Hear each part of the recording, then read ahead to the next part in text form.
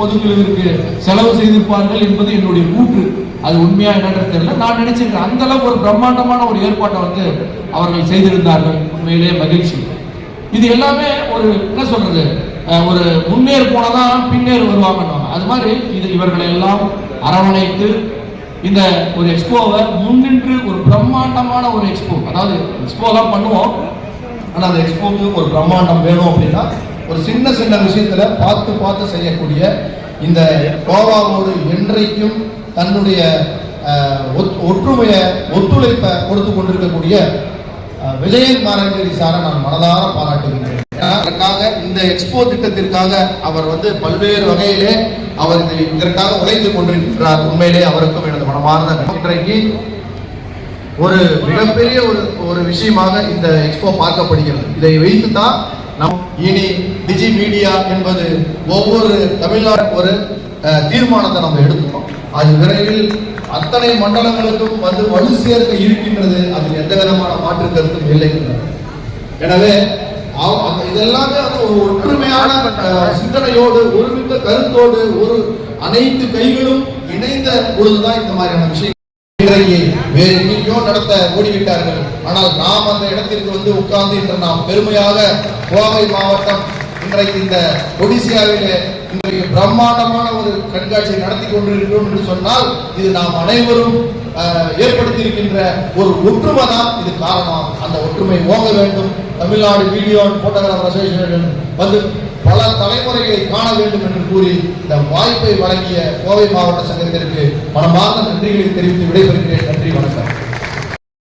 ஜெனரலாக எல்லாருமே யூஸ் பண்ணிக்கணும். ஏன்னா இன்றைக்கு நம்ம டெக்னாலஜி போகக்கூடிய வேகம் அப்படின்னு பார்த்தீங்கன்னா அபரீதமான ஒரு வேகம், அது மாற்று கருத்தே இல்லை. ஏன்னா இன்னைக்கு நம்ம நைட்டு போய் படுத்தோம்னா காலையில் நம்மளுடைய டெக்னாலஜியில் எது லேட்டஸ்டாக அப்டேட் ஆகிருக்குன்னு நம்மளால சொல்லவே முடியும். அந்த அளவுக்கு வேகமாக அப்டேட் ஆகுது அப்படின்னா அதுக்கு தகுந்த மாதிரி நாம மாறிக்கணும். ஏன்னா 10 ஆண்டுகளுக்கோ ஒரு 5 ஆண்டுகளுக்கு முன்பு கூட நமக்கு வந்து ஆர்டர் கொடுக்குறவங்க யாருன்னு பார்த்தா பெற்றோர்கள் வந்து நமக்கு ஆர்டர் கொடுத்துட்டு இருந்தாங்க. அவங்க தான் வந்து இவர் தான் உங்கள் அண்ணனுக்கு கல்யாணத்துக்கு ஃபோட்டோ எடுத்தாரு, எங்களுக்கே அவர் தான் ஃபோட்டோ எடுத்தாரு, இப்படியெல்லாம் சொல்லி ஆர்டர் கொடுத்தது உண்டு.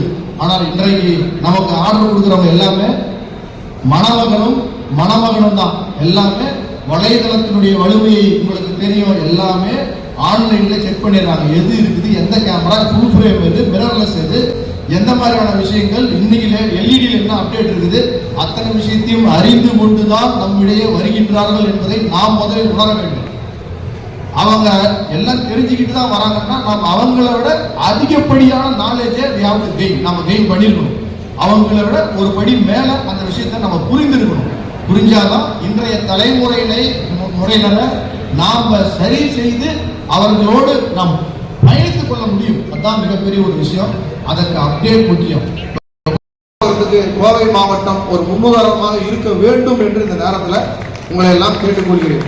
ஏன்னா ஒவ்வொரு ஊருக்கும் இந்த லீடை கொடுங்க, இந்த பண்ணாங்க. ரெண்டாவது, இத்தனை ஊருக்கு நம்ம பண்ணும்போது இன்னைக்கு 38 வருவாய் மாவட்டங்கள்ல நம்முடைய அசோசியேஷன் இருக்கு.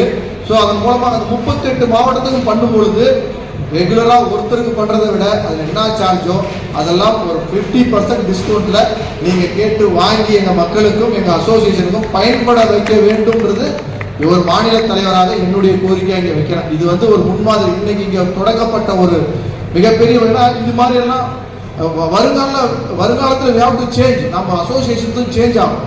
சும்மா புக்கில் நம்ம வச்சு நம்மளாம் பண்றதை விட இது மாதிரி ஒரு டிஜிட்டலைஸ் பண்ணணும். எல்லாத்தையும் ஒரு குடையில கொண்டு வரணும்.